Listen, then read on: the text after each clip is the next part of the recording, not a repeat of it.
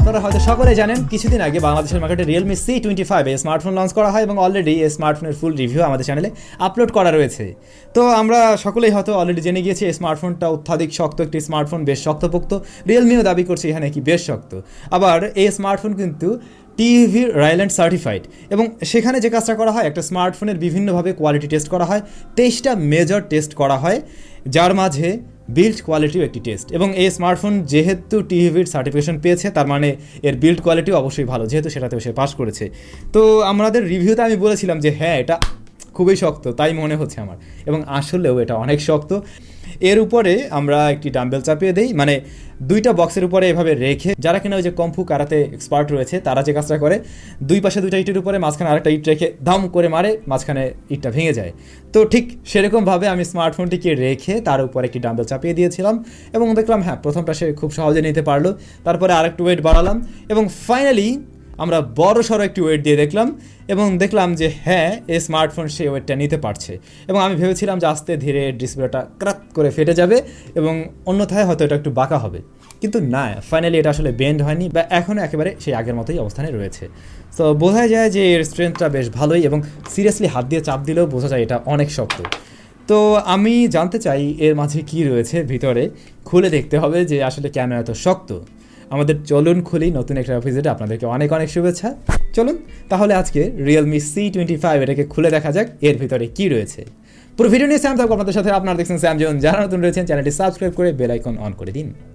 তো ভাই লোক, আমরা আগেও বলেছি কোনো একটি স্মার্টফোন খোলার আগে অবশ্যই সেটার পাওয়ার অফ করে নিতে হবে, মানে সুইচ অফ করতে হবে, দেন সিম কার্ড বের করে ফেলতে হবে যদি সিম টিম থাকে। ওকে, বের করে ফেললাম। দেখুন এই স্মার্টফোনে কোনো স্ক্রু দেখা যাচ্ছে না, কিন্তু বাইরে থেকে এর যে পিছনের যে রেয়ার প্যানেলটি এটাকে পাশ থেকে খুলে ফেলা যাবে। এর জন্য আমরা এই ধরনের একটা জিনিস ব্যবহার করতে পারি, এটার নামটা ঠিক আমার মনে নেই। তো আমার নখ দিয়ে আমি চাইলে এটা পারতাম, তবে এটা দিয়ে সহজ হবে। যতটা সহজে দেখছেন বিষয়টা এত সহজ না, আমাকে বেশ সময় নিতে হয়েছিল খুলতে। তো ভিডিওতে আমি সে ব্যাপারটা আর কি দেখাইনি।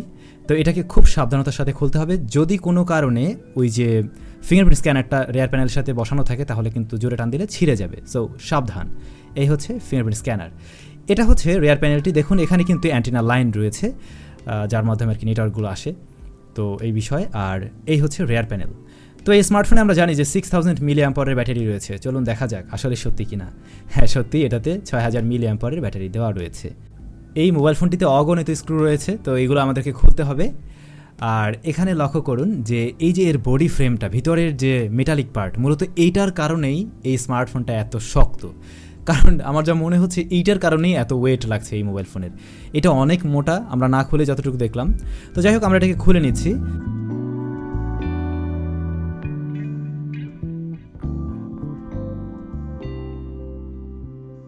তো আমরা একটি স্ক্রু ড্রাইভারের সাহায্যে প্রত্যেকটা স্ক্রুকে খুলে নিলাম। এখন আমাদের এই পার্টটাকে ডিটাচ করতে হবে, এটা একটি প্লাস্টিকের অংশ। তো এটাকে আলাদা করে নিচ্ছি খুব সাবধানতার সাথে। এই অংশটা জাস্ট এ প্লাস্টিক পার্ট, এখানে কিছুই নেই। আমরা ফিঙ্গারপ্রিন্ট স্ক্যানারটাকে খুলে নিলাম আগেই, কারণ এটা খুব পাতলা একটা রিবন দিয়ে আটকানো ছিল, যে কোনো সময় ছিঁড়ে যেতে পারে। এখন এই প্রত্যেকটা রিবনকে আলাদা করতে হবে সার্কিট বোর্ড থেকে, মাদার বোর্ড থেকে। এটাও খুব সাবধানে করতে হয়, কোনো কারণে একটা গেলে পুরোটাই শেষ। তো আমরা এখন এই যে মাদারবোর্ডটি রয়েছে এটাকে আলাদা করে নেব।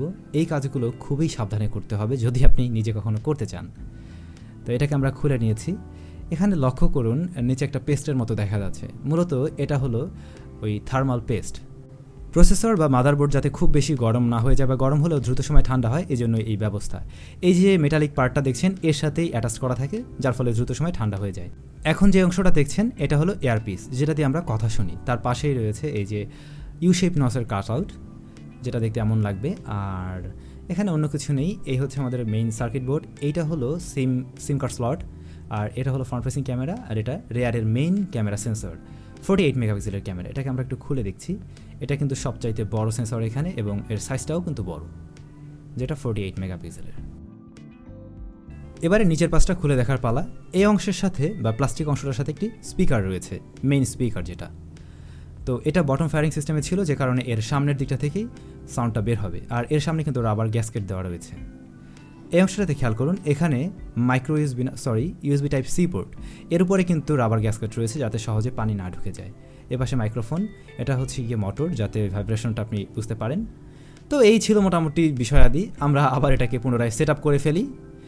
আমরা ব্যাটারিটাকে আর ডিটাচ করলাম না, কারণ আসলে ব্যাটারিটা খুলে নিয়ে কোনো লাভ নেই, জাস্ট নিচে কিছুই নেই। সো ওটা খোলার আর দরকার হয় না। আমরা প্রত্যেকটা পার্টকে আবার স্টেপ বাই স্টেপ সেট করে যাচ্ছি।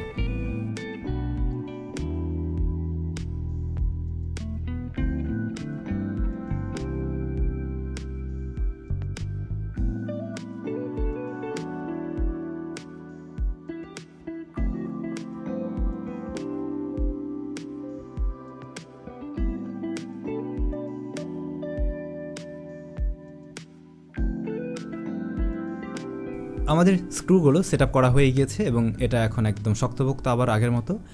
রেয়ার প্যানেলটি আটকাতে হবে। তার আগে দেখুন, এই ক্যামেরাতে খুললেই আসলে ধুলাবালি লাগতে পারে, সো অবশ্যই ওটা একটু পরিষ্কার করে নেওয়া উচিত। তো ওটা আমরা পরিষ্কার করে নিয়ে এটাকে আবার জুড়ে দিচ্ছি। তো এটা চাপ দিয়ে আস্তে করে আটকানো যাবে খুব সহজেই। এবারে অন করে দেখার পালা, আসলে স্মার্টফোনটা অন হচ্ছে কিনা। হ্যাঁ, ফাইনালি এটা অন হয়ে গিয়েছে। তো ভাই লোক, নিশ্চয়ই এর ভিতরে কী কী রয়েছে আপনারা দেখে নিয়েছেন, এবং কেন এই স্মার্টফোনটা এতটা শক্ত বা শক্তিশালী সেটাও কিন্তু আমরা বুঝতে পারলাম। কারণ এর ভিতরে যে মেটালিক পার্টটা ব্যবহার করা হয়েছে ওটা মূলত অনেক মোটাসোটা, এবং ওটার কারণেই এই স্মার্টফোনটা আসলে এতটাই শক্ত। সো বলা যায় আম পাড়ার মতো একটি মোবাইল, আপনারা চাইলে আম পাড়ার কাজে ব্যবহার করতে পারেন। সবাই অনেক বেশি ভালো থাকুন, সুস্থ থাকুন, দেখা হয়ে যাবে স্যামসংয়ের আরেকটি ভিডিওতে।